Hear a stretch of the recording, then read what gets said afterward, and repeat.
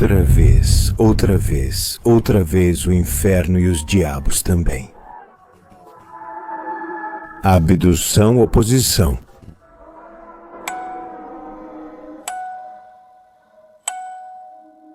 Há nomes que parecem advertências, nomes que nossos antepassados deram a certos lugares, não por capricho, mas por experiência. No estado do Arkansas existe um parque estadual conhecido como Toca do Diabo. A Toca do Diabo. Para a maioria, é apenas um destino turístico, um lugar para acampar e se conectar com a natureza. Mas para Terry Lovelace, um ex-sargento da Força Aérea dos Estados Unidos e ex-procurador-geral adjunto, esse nome se tornou uma profecia literal. O que você verá hoje não é a clássica história de discos voadores e exploradores espaciais benevolentes. Este caso foge do padrão. É uma história que caminha sobre a tênue linha vermelha que separa a ufologia da demonologia. Aqui não há saudações de paz, aqui não há dor, há manipulação. E há entidades que se parecem mais com os demônios das pinturas medievais do que com os alienígenas de Hollywood. Prepare-se porque vamos entrar na Toca do Diabo. Trasnoche Paranormal apresenta Histórias Reais, Episódio 3. O maior problema para os céticos neste caso é justamente a vítima. Terry Lovelace não buscava fama, na verdade ficou em silêncio por mais de 40 anos. Por quê? Porque tinha muito a perder. Em 1977, Lovelace era um jovem sargento da Força Aérea, destacado na base de Whiteman, um local estratégico que abrigava bombardeiros nucleares B-52. Anos depois, ele se tornaria um advogado e promotor respeitado, um homem treinado na lógica, na evidência e na verdade judicial. Em junho de 1977, Terry e seu colega de serviço, a quem chamaremos de Toby, decidiram tirar uma folga. Eles buscavam isolamento, silêncio e natureza, e escolheram o parque estadual Devil's Den. O que eles não sabiam é que o isolamento é uma faca de dois gumes. Ninguém pode te ouvir gritar, mas também ninguém pode ver o que desce do céu ou o que sobe do inferno. Eles chegaram ao parque, montaram seu acampamento em uma área elevada e remota, longe dos turistas, acenderam uma fogueira e começaram a conversar. Tudo estava normal até que a floresta morreu. Na investigação paranormal, existe um termo conhecido como fator Oz. É aquela sensação repentina de que você saiu da nossa realidade. O ar fica pesado e, o mais inquietante, o som desaparece. Terry e Toby perceberam que os grilos, as rãs e o vento pararam de repente. O silêncio era tão absoluto que chegava a doer nos ouvidos. Então eles viram 3 luzes brilhantes dançando em formação triangular sobre a linha das árvores. Não faziam barulho, se moviam com uma física impossível. Terry lembra de sentir uma mistura de curiosidade militar e um terror primitivo.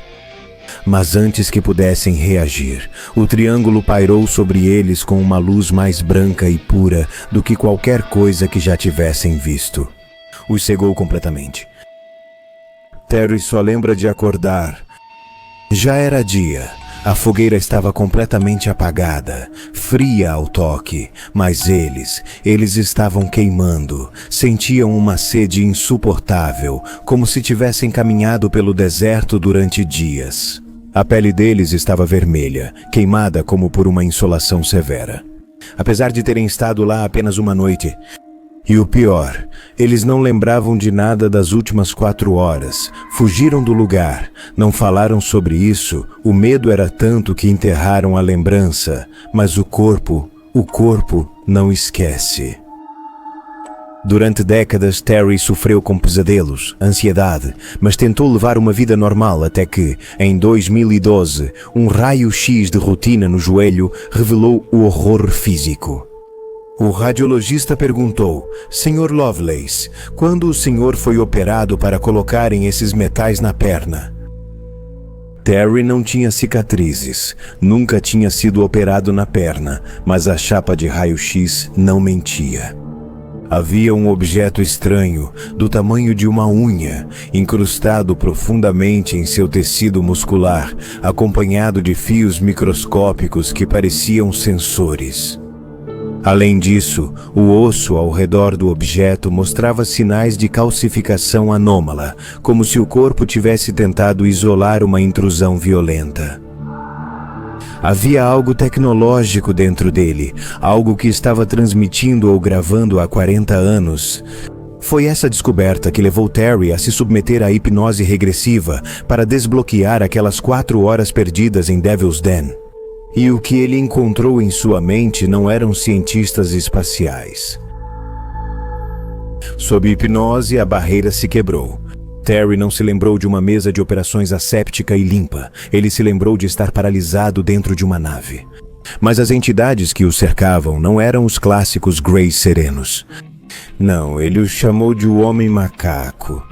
Os homens macaco eram criaturas pequenas, rápidas, grotescas, moviam-se com espasmos correndo pelas sombras, comunicavam-se com sons guturais, gritos e rosnados.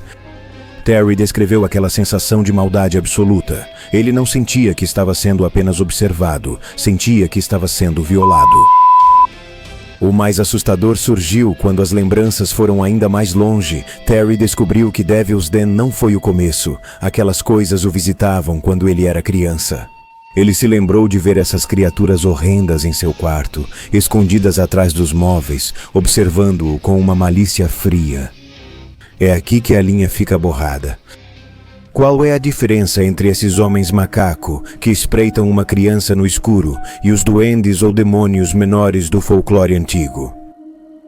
Terry sentiu que tinha sido criado ou preparado por eles, um processo de grooming geracional. Eles lhe causaram dano físico, provocaram dor emocional e pareciam gostar do terror que causavam nele. O caso de Terry Lovelace em Devil's Den nos obriga a fazer uma pergunta desconfortável. Durante anos, olhamos para o céu esperando respostas de outros planetas.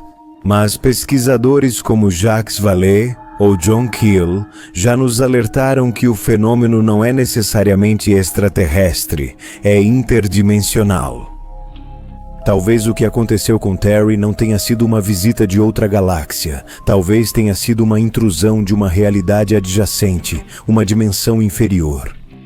As queimaduras por radiação, os implantes físicos, o cheiro de enxofre e ozônio, o terror paralisante e a aparência grotesca das entidades, tudo aponta para uma mesma origem. Antigamente nós os chamávamos de demônios e íncubos, hoje os chamamos de alienígenas. Mudamos o rótulo, mas o predador continua sendo o mesmo. Da próxima vez que você estiver em uma floresta e os grilos pararem de cantar, não olhe apenas para o céu, olhe para as sombras ao seu redor. Porque em lugares como o covil do diabo, às vezes o que te encontra não vem das estrelas. Eu sou Héctor Rossi e esta história é real. Nos vemos no próximo domingo.